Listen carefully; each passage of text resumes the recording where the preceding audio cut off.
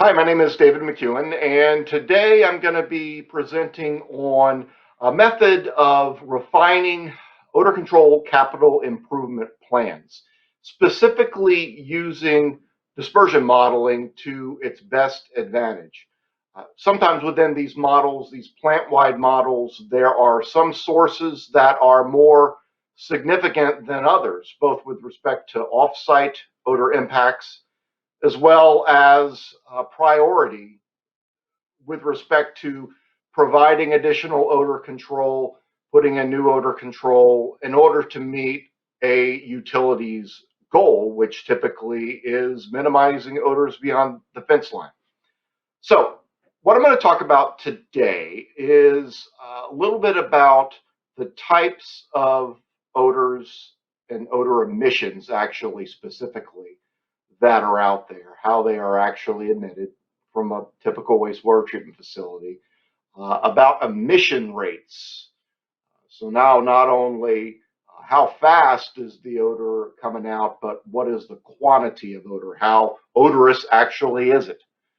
Then quite a bit about the whole dispersion modeling process, including what types of models we use, what they mean, what the output of those models are, how we come up with these plots that show impacts off site. Now, from there, what is the really the focus of this presentation, the thing that I want to drive home is just some ideas that have been beneficial in other projects of calibrating the model. Now, you can just do the model by itself without actually thinking about how it actually reflects reality. And, that's fine. But as a tool for capital improvement planning and project prioritization specifically, using this approach is a good thing. And I'll show you why in a little bit. But first, a little bit about odor source types. Three types of source emissions at a wastewater treatment facility, or for that matter, an industrial facility, or anything that is exhausting air that has an odor quality to it or a pollutant level. The easiest, the simplest one are point sources. These are easy to see. You've got your odor control units themselves. They have a stack. Air is flowing through some sort of a media and it's being pushed out at a certain velocity out of a stack. So that's a treated source, but it is a source. It is a point source. It is a source of at least some odor. Even if that odor is minimal, if their treatment is good, that is an odor source. Then, of course, there are other untreated sources, such as the HVAC exhaust of a building. If the room that the building is exhausting the air from, that fan is exhausting the air from, if it's odorous, that can be a point source of significance. But also fugitive emissions, for instance, those coming from a manhole within a collection system, or even sometimes on site, on a wastewater treatment plant site. I mean, even through very, very small holes like pick holes and cracks, the concentration of odors can be very high there. So those fugitive emissions, characterized by a one-dimensional plume of air coming out with a measurable velocity, that's a point source. And these are fairly easy to model. Next is an area source. So these area sources, they're a little bit more complicated to determine what the odor emission is. Partially because within the area, there are different portions that have different levels of emissions. If you look at the picture bottom left, I mean, that's a primary clarifier, and it's pretty reasonable and intuitive, and it's true that higher odors, sometimes 10 times the odor emission, are at the weir and at the effluent launder. That's a good amount of turbulence there. So that makes it a little bit more complicated, but just overall, the emission rate calculation can be challenging because you've got such a large source, and I mean, it's just the sheer part of nature that it's not completely uniform throughout that area. So that's a challenge, and we'll talk a little bit about that later. Now, volume sources are what you would think as well. Room emissions to an atmosphere, inconsistent flow rate. Good example in wastewater treatment facilities are these truck loading bays where you're loading out cake down into a truck. And a lot of times, I would even say most of the time, air emissions, odorous air emissions, are higher when those trucks are being loaded if the door is open. If the door is open, that's a volume source. It is by definition fugitive emissions. Sometimes these are completely ignored in models, and that is something that's a mistake, because that can actually be a pretty significant untreated source that could cause offsite impacts. Okay, now we're going to move on quickly to the emission rate estimates. Each source is going to have an emission rate. Two different ways of doing it, two different methods. One is compound specific, where you're actually looking at a specific compound or groups of compound. Talk about that in a little bit. Here's a couple that are very commonly modeled and commonly assessed an emission rate for: hydrogen sulfide and ammonia. You end up putting into these dispersion models these emissions in grams per second, and you end up getting offsite odor concentrations in parts per million, parts per billion. So concentrations of the odor of that specific compound offsite. Now, that's a good thing when you're really targeting one or maybe a handful of compounds.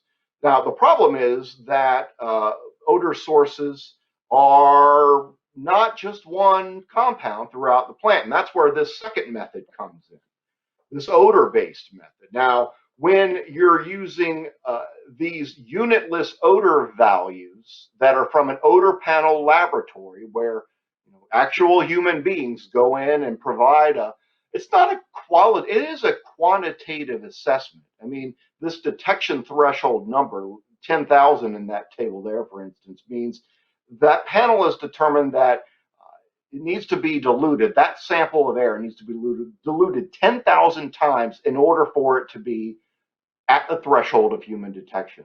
So obviously, the bigger the number, the more odorous the sample is. And the good thing about this method of emission rates is that that takes into account all odors of any kind: hydrogen sulfide, ammonia, whatever is in the emission in the sample.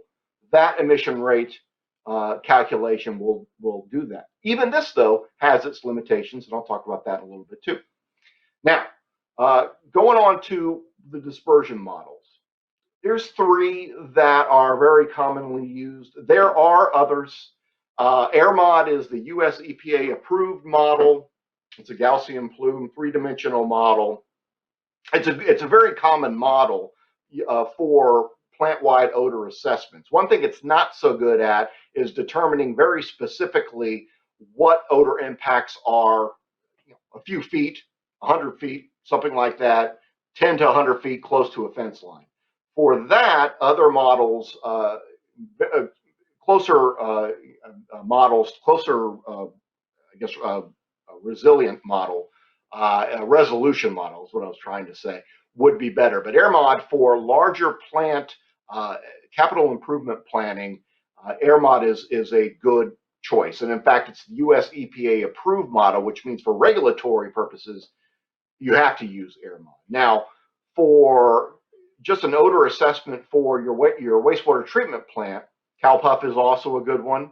It is best determining concentrations between 50 and 200 kilometers.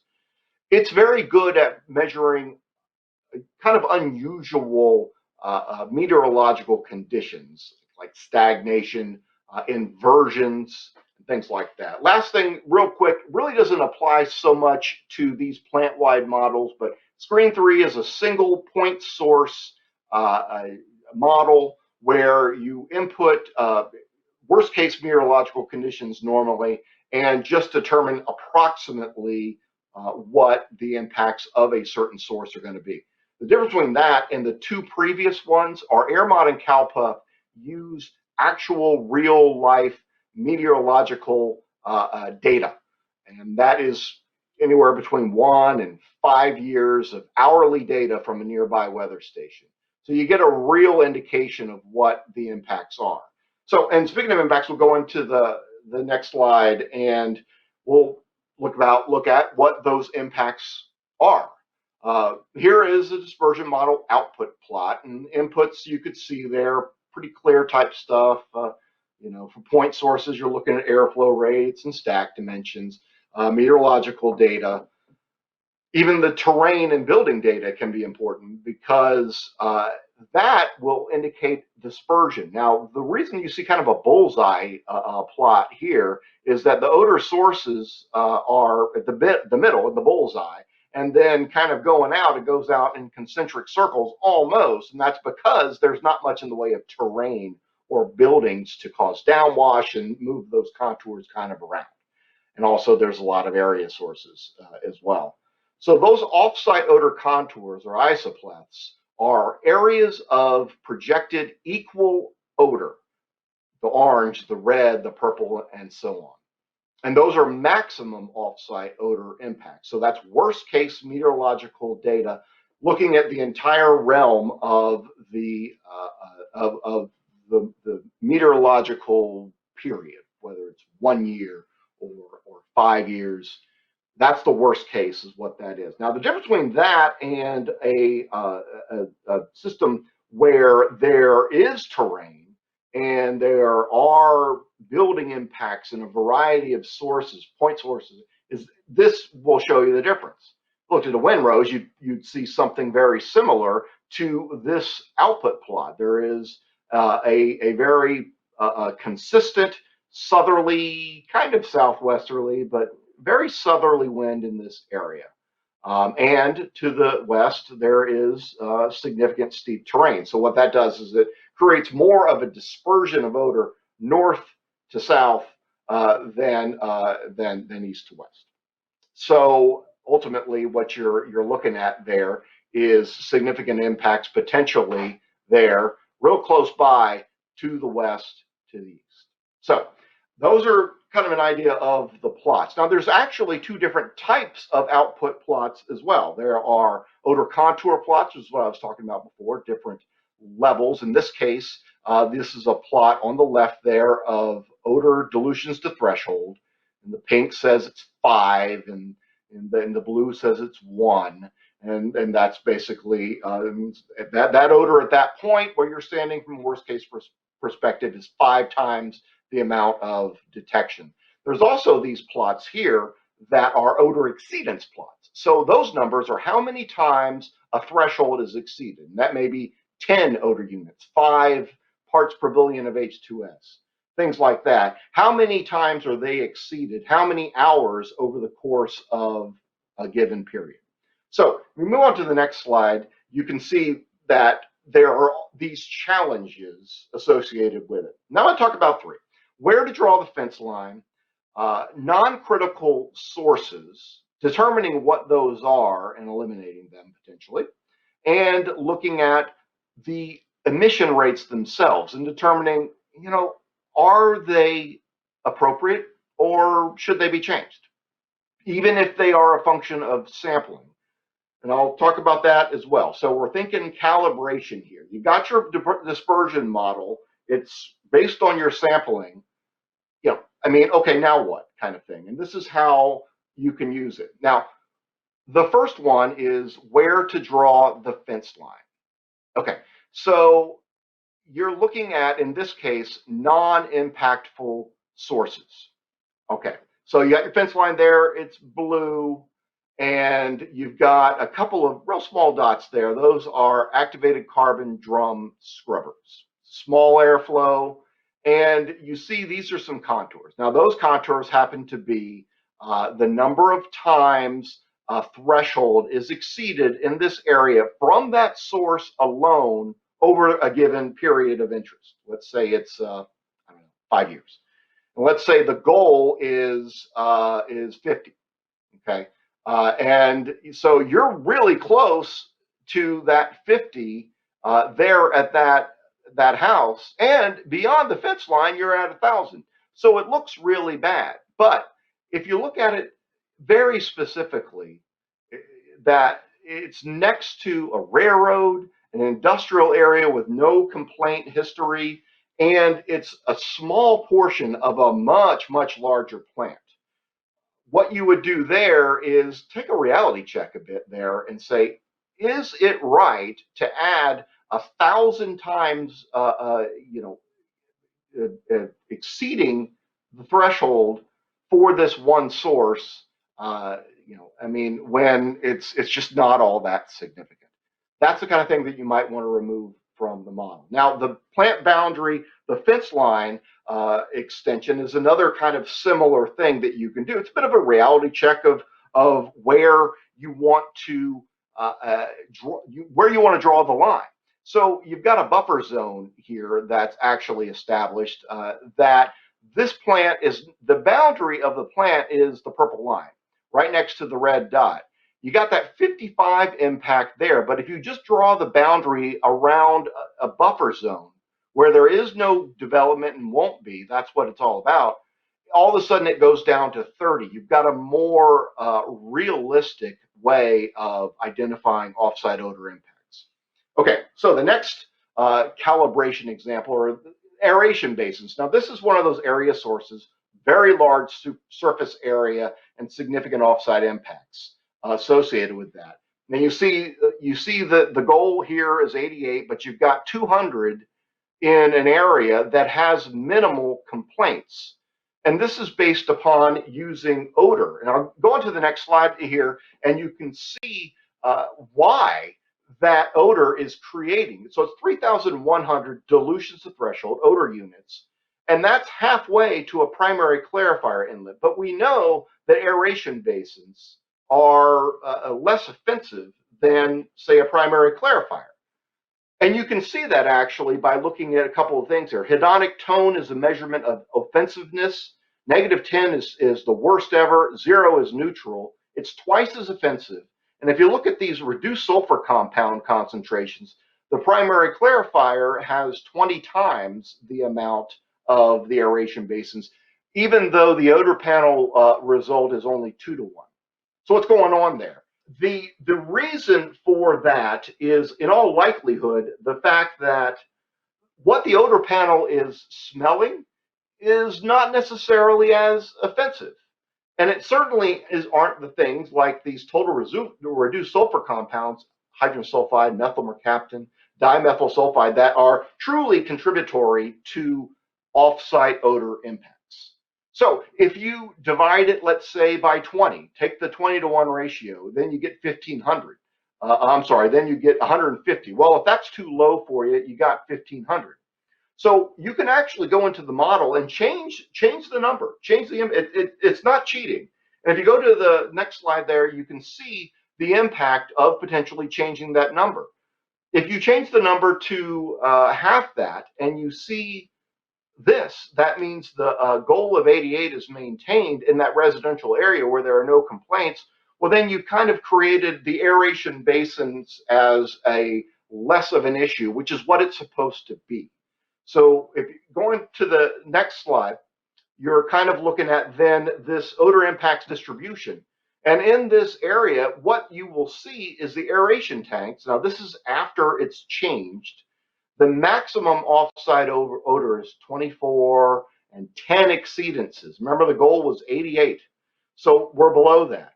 And you can actually target, you can focus the more important stuff and show, maybe more importantly, why those other sources should be attacked first. So with that, you look at prioritized improvements, and you want to go to the highest, the most important odor contributor first. In this case, it was septage receiving.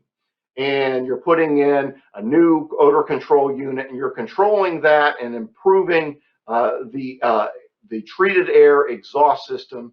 And then you can bring the overall contours. You see the before and the after there. Look at the red line, for instance. The red line goes from outside of the plant a decent amount to almost right there at the plant boundary.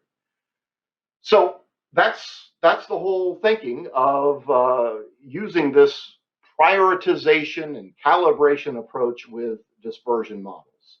Um, it's a reality check, and it can give better data, better contours, and better backup for why you're going in a certain direction from an odor control perspective.